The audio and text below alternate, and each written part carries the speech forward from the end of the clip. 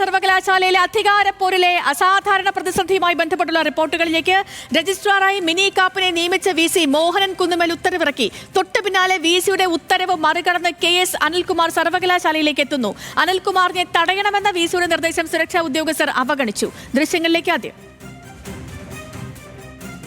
നിയമം നിയമത്തിന്റെ വഴിക്ക് പോട്ടെ. നിയമത്തിന്റെ വഴിക്ക്.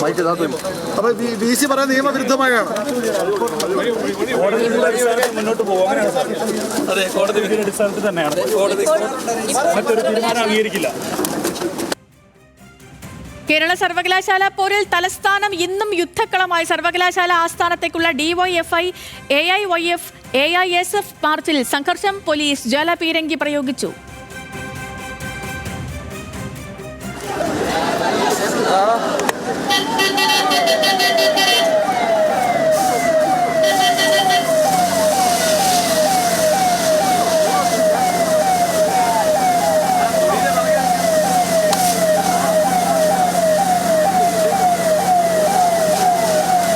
വിവരങ്ങളുമായി ഹാൻസ് ജോൺ ചേരുന്നുണ്ട് തിരുവനന്തപുരത്ത് നിന്ന്. ഹാൻസ്, കേരള സർവകലാശാലയിൽ രണ്ട് വിഷയങ്ങളാണ്. ഒന്ന്, സർവകലാശാലയിൽ നിലനിൽക്കുന്ന അസാധാരണമായ ഒരു ഭരണ പ്രതിസന്ധി. രണ്ട്, ഇന്നത്തെ യുവജന സംഘടനകളുടെ പ്രതിഷേധം. ഈ ഭരണ പ്രതിസന്ധിയിൽ നിന്നും തുടങ്ങാൻ ഹാൻസ്, എങ്ങനെയാണ് നിലവിലെ സാഹചര്യം? KS അനിൽകുമാർ ഇപ്പോഴും സർവകലാശാലയ്ക്കുള്ളിലുണ്ടോ? ഈ മിനി കാപ്പൻ ഇന്ന് സ്ഥാനം ഏറ്റെടുക്കുമോ? എന്താണ് അതുമായി ബന്ധപ്പെട്ടുള്ള അപ്ഡേറ്റ്?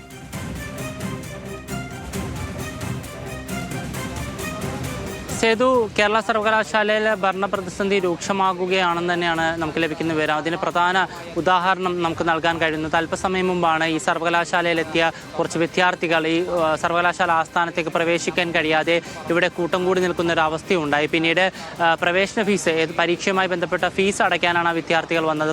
സംസ്ഥാനത്തെ വിവിധ ജില്ലകളിൽ നിന്നുള്ള വിദ്യാർത്ഥികൾ ഇവിടെ എത്തുകയും പിന്നീട് സർവകലാശാല ആസ്ഥാനത്തേക്ക് പ്രവേശിക്കാൻ കഴിയാത്തത് മൂലം പോലീസിൻ്റെ സഹായത്തോടു കൂടിയാണ് അല്പസമയം മുമ്പ് അവർ ഇപ്പോൾ ഉള്ളിലേക്ക് പ്രവേശിച്ചത്. അതിനോടൊപ്പം തന്നെയാണ് സേതു സൂചിപ്പിച്ച മറ്റൊരു ചോദ്യം, ഈ ഭരണ പ്രതിസന്ധി അതിപ്പോൾ നിലനിൽക്കുക തന്നെ ചെയ്യുകയാണ്. സർവകലാശാല ആസ്ഥാനത്തെത്തിയ രജിസ്ട്രാർ KS അനിൽകുമാർ ഇപ്പോഴും അദ്ദേഹത്തിൻ്റെ ഓഫീസിൽ തുടരുകയാണ്. ഔദ്യോഗിക നിർവഹണത്തിൽ അദ്ദേഹം തുടരുന്നു എന്നുള്ള വിവരമാണ് നമുക്ക് ലഭിക്കുന്നത്. അതിനോടൊപ്പം തന്നെ മണിക്കൂറുകൾക്ക് മുമ്പാണ് വൈസ് ചാൻസലറായിട്ടുള്ള ഡോക്ടർ മോഹനൻ കുന്നുമേൽ പ്ലാനിംഗ് ഡയറക്ടറായിട്ടുള്ള ഡോക്ടർ മിനി കാപ്പനെ താൽക്കാലിക രജിസ്ട്രാറായി നിയമിച്ചുകൊണ്ട് ഔദ്യോഗിക ഉത്തരവിറക്കിയത്. പക്ഷേ ഇപ്പോഴും തൻ്റെ ചുമതലയിലേക്ക് കടക്കാൻ ഡോക്ടർ മിനി കാപ്പന് കഴിഞ്ഞിട്ടില്ല. കാരണം നിലവിൽ ഇപ്പോഴും സർവകലാശാല രജിസ്ട്രാറായി KS അനിൽകുമാർ തുടരുകയാണ്. അദ്ദേഹത്തിനോട് അല്പസമയം മുമ്പ് നമ്മൾ സംസാരിച്ചപ്പോൾ അദ്ദേഹം മാധ്യമങ്ങളോടൊപ്പം വ്യക്തമാക്കിയത് നിയമപരമായിട്ടാണ് താൻ മുന്നോട്ട് പോകുന്നതെന്നാണ്. അതിനോടൊപ്പം തന്നെ മറ്റ് നടപടികളിലേക്കൊന്നും താൻ കടക്കുന്നില്ല. ഹൈക്കോടതി നിർദ്ദേശപ്രകാരമാണ് തൻ്റെ തീരുമാനങ്ങൾ എന്നാണ് KS അനിൽകുമാർ വ്യക്തമാക്കുന്നത്. അതിനോടൊപ്പം തന്നെ നമുക്ക്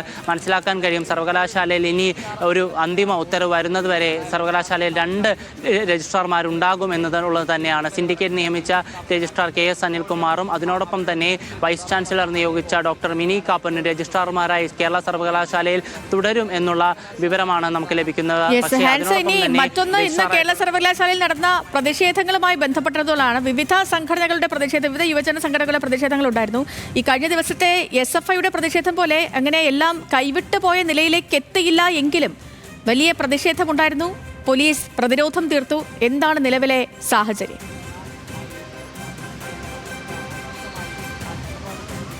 സേതു, നിലവിൽ സർവകലാശാല ആസ്ഥാനം കുറച്ച് ശാന്തമായിട്ടുണ്ട്. നിലവിൽ ആരും തന്നെ പ്രതിഷേധം നടത്തുന്നില്ല. കുറച്ച് സമയം മുമ്പാണ് ഇത്തരത്തിൽ ആദ്യം പ്രതിഷേധമുണ്ടായത്. AISFൻ്റെ നേതൃത്വത്തിലാണ്.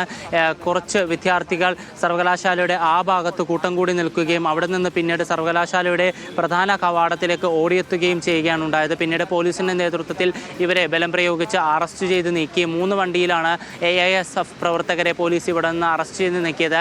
ഇവരെ അറസ്റ്റ് ചെയ്ത് നീക്കുമ്പോൾ അതിന് സമാന്തരമായാണ് സർവകലാശാല ഗേറ്റിന് പുറത്ത് DYFIയുടെ നേതൃത്വത്തിൽ പ്രതിഷേധമുണ്ടായത്. DYFI സംസ്ഥാന സെക്രട്ടറി BK സനോജിൻ്റെ നേതൃത്വത്തിലായിരുന്നു DYFIയുടെ വലിയ പ്രതിഷേധമുണ്ടായത്.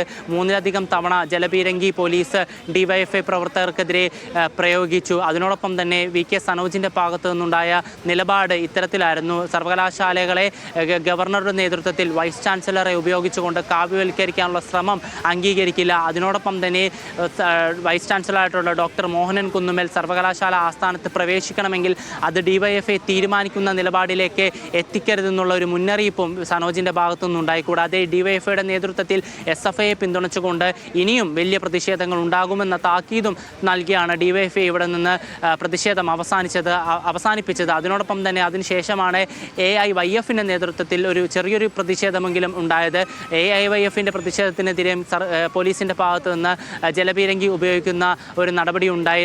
സർവകലാശാല ആസ്ഥാനത്ത് മുൻവശത്ത് സ്ഥാപിച്ചിരിക്കുന്ന ബാരിക്കേഡുകൾ നീക്കാനുള്ള ശ്രമം പ്രവർത്തകരുടെ ഭാഗത്തു നിന്നുണ്ടായി. പിന്നീട് പോലീസ് വാഹനമെത്തിയാണ് AIYF പ്രവർത്തകരെ അറസ്റ്റ് ചെയ്ത് നീക്കിയത്. പക്ഷേ അതിനോടൊപ്പം തന്നെ അല്പസമയത്തിനുള്ളിൽ KSUവിൻ്റെ ഭാഗത്തു നിന്ന് ഒരു പ്രതിഷേധം ഉണ്ടാകാനുള്ള സാധ്യതയും നിലനിൽക്കുന്നുണ്ട്.